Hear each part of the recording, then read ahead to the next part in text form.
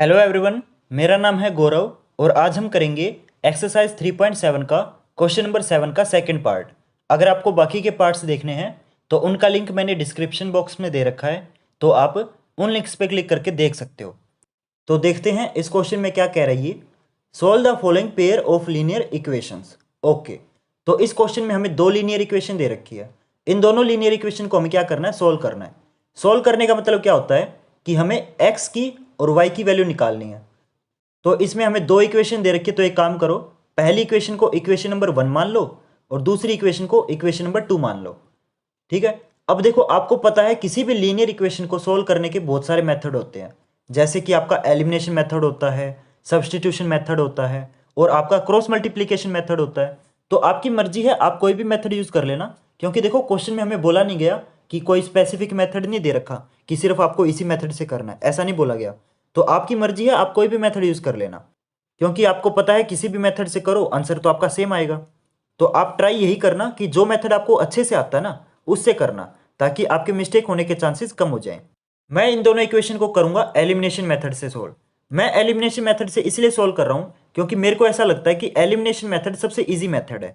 बाकी सबकी अपनी अपनी चॉइस हो सकती है, कोई भी मेथड यूज कर सकते हो। ठीक है। तो आपको पता है एलिमिनेशन मेथड में हम क्या करते हैं, या तो हम एक्स वाले कोफिशिएंट को सेम करेंगे या फिर हम वाई वाले कोफिशिएंट को सेम करेंगे। तो मान के चलो मैं एक्स वाले कोफिशिएंट को सेम करता हूं। देखो फर्स्ट इक्वेशन में एक्स का कोफिशिएंट क्या है, ए है, और सेम उसी तरीके से सेकंड इक्वेशन में एक्स का कोफिशिएंट क्या है, बी है। तो अगर मुझे इन दोनों कोफिशिएंट को सेम करना है तो मुझे क्या करना होगा, मल्टीप्लाई करना होगा।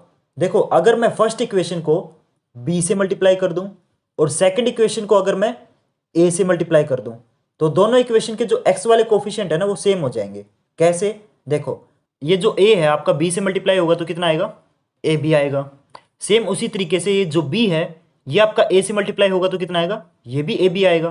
तो जो एक्स वाले कोफिशिएंट है वो दोनों ए बी हो जाएंगे, यानी कि दोनों सेम हो जाएंगे। तो मल्टीप्लाई करके दिखाता हूं मैं आपको। तो यहाँ पे नीचे दोनों इक्वेशन को मल्टीप्लाई करते हैं। फर्स्ट इक्वेशन को करूंगा मैं बी से मल्टीप्लाई, तो यहाँ पे मैं लिखूंगा multiplying equation number 1 by B. First equation को बी से मल्टीप्लाई करते हैं। तो देखो B into A x plus B Y equal to C into B. देखो कुछ बच्चे ना मिस्टेक कर देते हैं कि जो बी है वो आपका इक्वल टू के लेफ्ट साइड तो मल्टीप्लाई कर देते हैं, लेकिन इक्वल टू के राइट साइड मल्टीप्लाई करना भूल जाते हैं। तो आपको ऐसा नहीं करना, इक्वल टू के लेफ्ट साइड भी मल्टीप्लाई करना है और इक्वल टू के राइट साइड भी मल्टीप्लाई करना है। सेम उसी तरीके से सेकंड इक्वेशन को ए से मल्टीप्लाई करेंगे। तो यहां पे मैं लिखता हूं मल्टीप्लाइंग इक्वेशन नंबर 2 बाय ए। तो देखो यहां पे भी ए को लेफ्ट साइड भी मल्टीप्लाई करेंगे और राइट साइड भी मल्टीप्लाई करेंगे। तो यहां पे आएगा a into b x plus a y equal to 1 plus c into a. तो मल्टीप्लाई करते हैं। देखो ये जो बी है ना ये आपका ब्रैकेट के साथ मल्टीप्लाई है। इसका मतलब क्या है कि ये जो बी है ये आपका दोनों से मल्टीप्लाई होगा। पहले ये बी आपका ए एक्स के साथ मल्टीप्लाई होगा, फिर आपका ये बी इस बी वाई के साथ मल्टीप्लाई होगा, दोनों के साथ मल्टीप्लाई करेंगे। तो बी इंटू ए एक्स कितना हो जाएगा, ये हो जाएगा आपका ए बी एक्स, और बी इंटू बी वाई कितना हो जाएगा, ये हो जाएगा आपका B square Y equal to C into B हो जाएगा आपका बी सी। क्लियर। तो ये जो फर्स्ट इक्वेशन है मेरी ये इसके अंदर कन्वर्ट हो गई है। सेम उसी तरीके से सेकंड इक्वेशन को भी मल्टीप्लाई करेंगे। तो ये जो ए है ये भी दोनों से मल्टीप्लाई होगा। तो ए इंटू बी एक्स कितना हो जाएगा, ए बी एक्स, और ए इंटू ए वाई कितना हो जाएगा, ए स्क्वेयर वाई इक्वल टू। अब देखो ये जो 1 प्लस सी है ये आपका ए से मल्टीप्लाई है।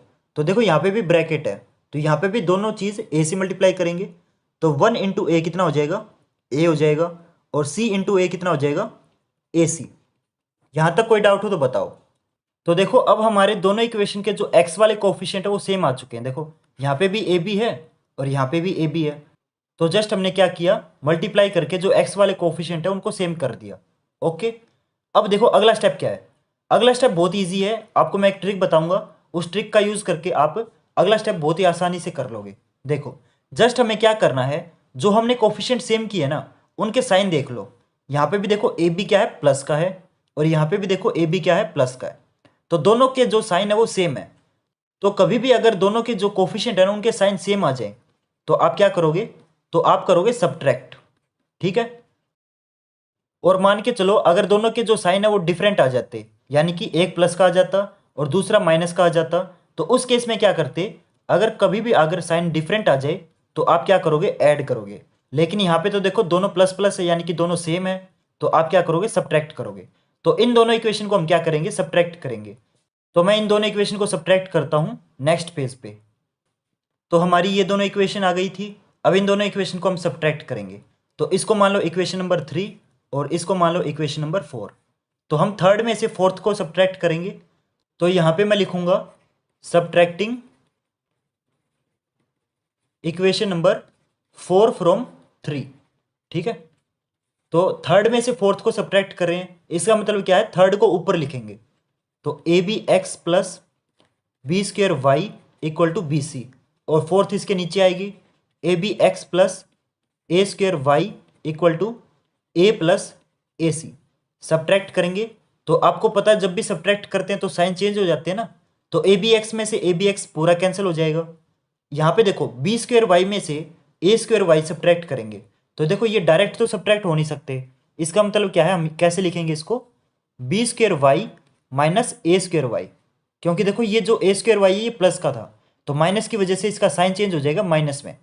तो आप क्या लिखोगे, B square Y minus A square Y equal to, देखो यहाँ पे बी सी में से ए प्लस ए सी सब्ट्रैक्ट करेंगे, तो पहले इनका साइन चेंज कर देता हूँ, ए भी नेगेटिव हो जाएगा और जो आपका ए सी है वो भी नेगेटिव हो जाएगा। तो आप क्या लिखोगे, बी सी माइनस ए सी। यहाँ तक कोई डाउट? तो जस्ट क्या किया मैंने, सब्ट्रैक्ट किया। अब यहाँ पे देखो जो ये y है यहाँ से कॉमन आ जाएगा, तो आप क्या लिखोगे, बी स्क्वेयर माइनस ए स्क्वेयर। यहाँ पे कॉमन ले लिया मैंने y को, और राइट साइड क्या है आपका, बी सी माइनस ए सी। अब देखो मैंने क्वेश्चन में आपको स्टार्टिंग में बताया था कि हमें x और y की वैल्यू निकालनी है, तो यहाँ से मेरी y की वैल्यू आएगी। देखो देखो अगर मुझे y की वैल्यू निकालनी है, इसका मतलब क्या है, इक्वल टू के लेफ्ट साइड सिर्फ y रहेगा, y के अलावा जो भी चीज़ है उसको मैं राइट साइड भेज दूंगा। देखो ये जो बी स्क्वेयर माइनस ए स्क्वेयर है ये आपका y के साथ मल्टीप्लाई है, कॉमन ले रखा है, इसका मतलब क्या होता है, मल्टीप्लाई होता है। तो ये इधर मल्टीप्लाई है तो इसका मतलब क्या, उधर जाएगा तो राइट साइड जाएगा तो डिवाइड हो जाएगा। तो इस चीज़ को मैं राइट साइड भेजता हूँ, तो इसको इधर करेंगे। तो y is equal to B C minus A c को किससे डिवाइड करूंगा मैं, बी स्क्वेयर माइनस ए स्क्वेयर से डिवाइड करूंगा। तो आपकी y की वैल्यू क्या आ गई, आपकी y की वैल्यू ये आ गई। अब कुछ बच्चे बोलेंगे सर हमारी बुक में तो अलग आंसर दे रखा है, आपने अलग निकाला है। तो बुक में क्या कर रखा है, बुक में जस्ट है ना बी सी में से और ए सी में से कॉमन ले रखा है सी को, और कोई फर्क नहीं है। ठीक है, आप चाहो तो कॉमन लेके भी कर सकते हो, और आप चाहो तो यहीं तक छोड़ना चाहो तो यहाँ तक भी छोड़ सकते हो। अगर आप यहाँ तक छोड़ोगे ना तो कोई भी टीचर आपका गलत नहीं करेगा, ये मैं गारंटी देता हूँ। बाकी आपकी अगर मर्जी है, आप कॉमन लेके निकालना चाहते हो तो वो भी मैं बता देता हूँ कैसे निकालना है आपको। तो जस्ट क्या करो, बी सी में से और ए सी में से सी कॉमन ले लो। तो देखो मैं करके दिखाता हूँ आपको, B C minus A divided by B square minus A square, ऐसे लिख सकता हूँ ना मैं। क्या लिखा मैंने, जस्ट इस ए सी को थोड़ा सा आगे ले आया और ए को थोड़ा पीछे कर दिया, कोई फर्क तो पड़ेगा नहीं इससे। अब देखो बी सी में से और ए सी में से आपका सी कॉमन आ सकता है, तो अगर इनमें से मैं सी कॉमन लूंगा तो देखो किस तरीके से क्या चीज़ आ जाएगी, सी अगर कॉमन आएगा देखो यहाँ पे, तो मैं क्या लिखूंगा, b माइनस ए और यहाँ पे मेरा c कॉमन, तो मेरी y की वैल्यू क्या आ गई, ये आ गई।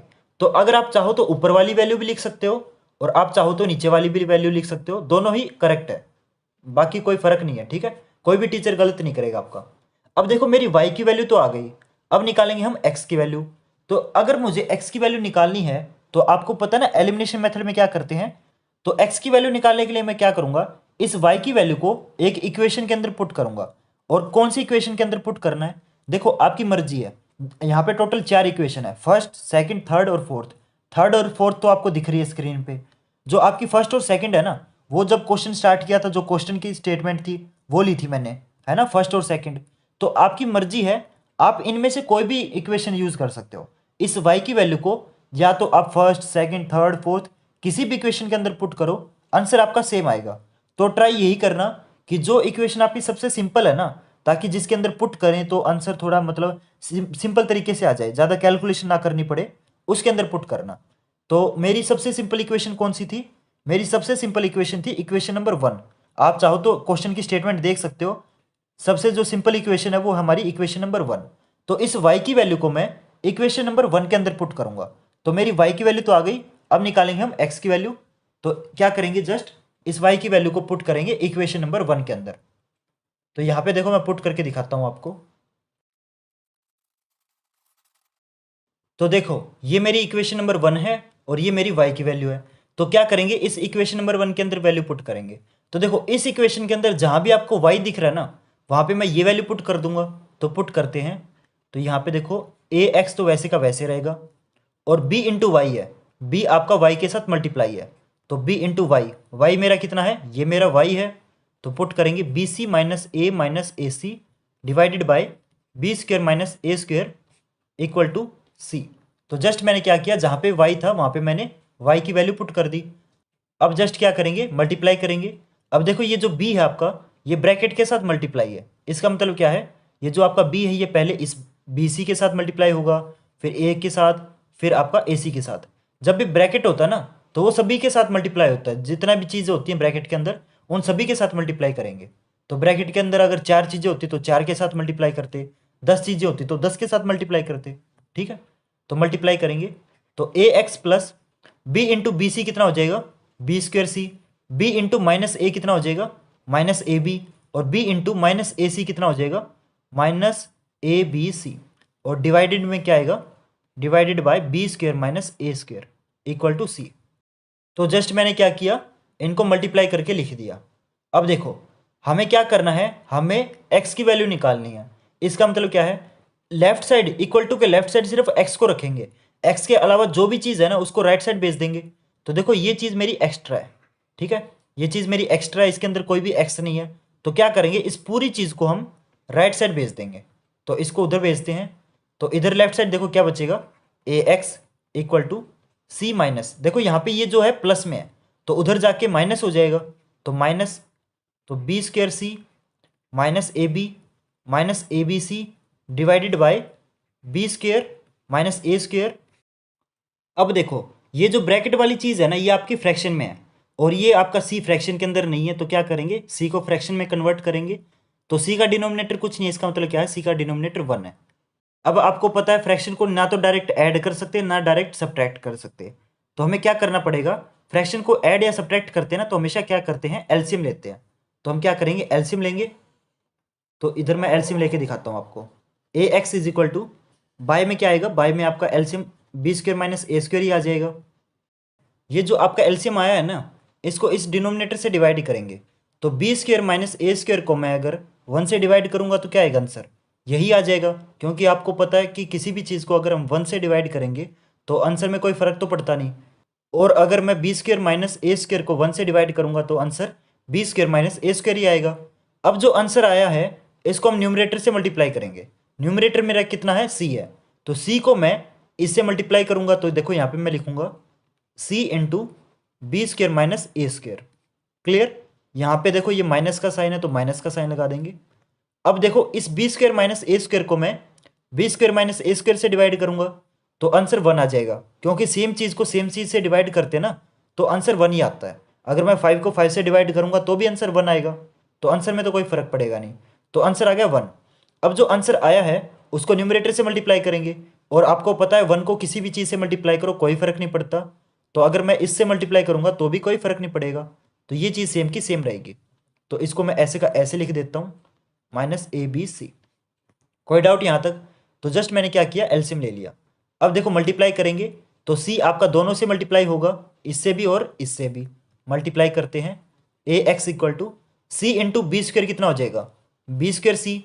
और सी इंटू ए स्क्वेयर कितना हो जाएगा, देखो ए स्क्वेयर माइनस का है तो माइनस ए स्क्वेयर सी। और यहाँ पे देखो ब्रैकेट के बाहर अगर आपका माइनस साइन होता है तो क्या हो जाएगा, अंदर के जो साइन है सारे चेंज हो जाएंगे। तो ये सारे साइन चेंज करके लिखते हैं। तो ये कितना आ जाएगा, minus B square C plus A B, और माइनस ए बी सी है ना तो ये प्लस ए बी सी, ठीक है, divided by B square minus A square.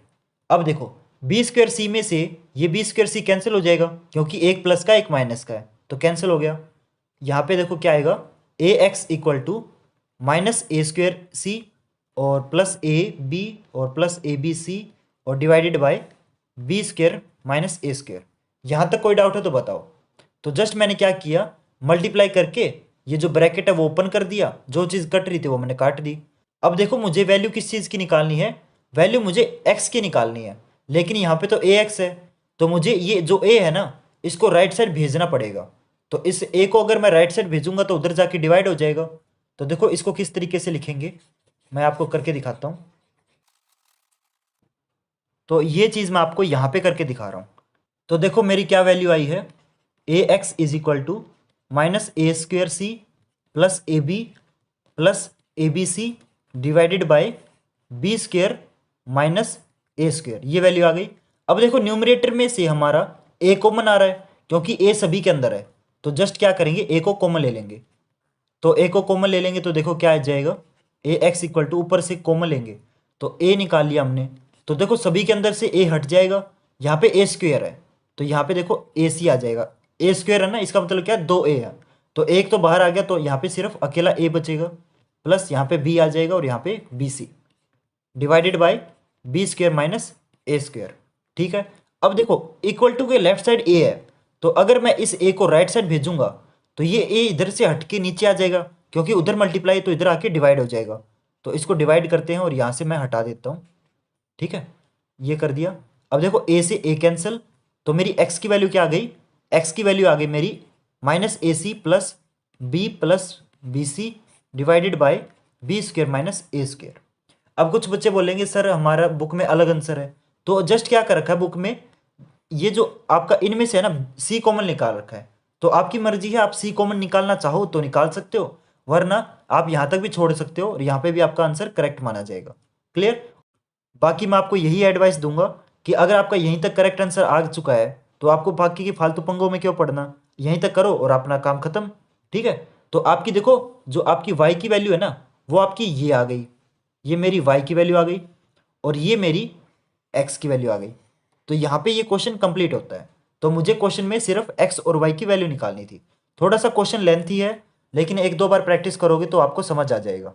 ठीक है, तो होप करता हूँ आपको ये सॉल्यूशन समझ आया होगा, और अगर आपको ये सॉल्यूशन समझ आया तो आप इस वीडियो को प्लीज़ लाइक करें और मेरे चैनल को ज़रूर सब्सक्राइब करें। और अगर आपका कोई डाउट या क्वेरी है तो आप मुझे इंस्टाग्राम पे मैसेज करके पूछ सकते हैं। Thank you.